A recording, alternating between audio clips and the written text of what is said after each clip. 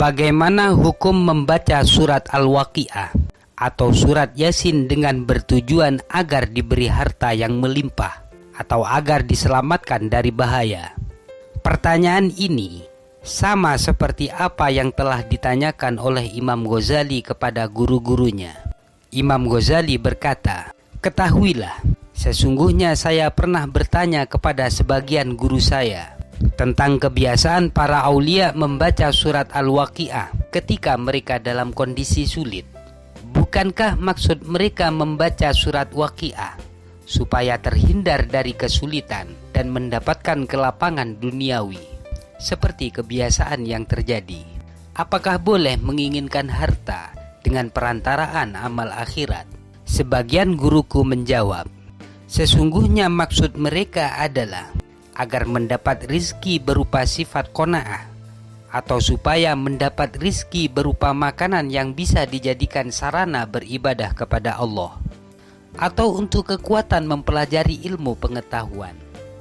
Tujuan-tujuan seperti ini merupakan kebaikan dan bukan kepentingan duniawi semata. Ketahuilah, sesungguhnya amalan membaca surat Al-Waqiah ketika mengalami kesulitan rizki ataupun mempunyai hajat-hajat lainnya mempunyai dasar yang sangat jelas berupa hadis-hadis yang datang dari baginda Nabi Muhammad SAW dan juga para sahabat. Sampai-sampai ketika Ibnu Mas'ud ditegur oleh banyak orang karena ia tidak meninggalkan sedikit pun harta warisan untuk anak-anaknya, Ibnu Mas'ud berkata, "Sesungguhnya aku meninggalkan untuk mereka surat Waqiah." Pertanyaan ini juga pernah ditanyakan oleh seorang santri kepada Syekh Ismail Zain, yang pertanyaannya adalah sebagai berikut. Ketika ada seseorang mengerjakan ibadah sunnah dengan membaca surat Yasin atau sesamanya dengan bertujuan mendapatkan harta yang melimpah atau lainnya, yakni untuk memperoleh berbagai manfaat atau menolak berbagai kemudaratan, apakah demikian itu disebut riya?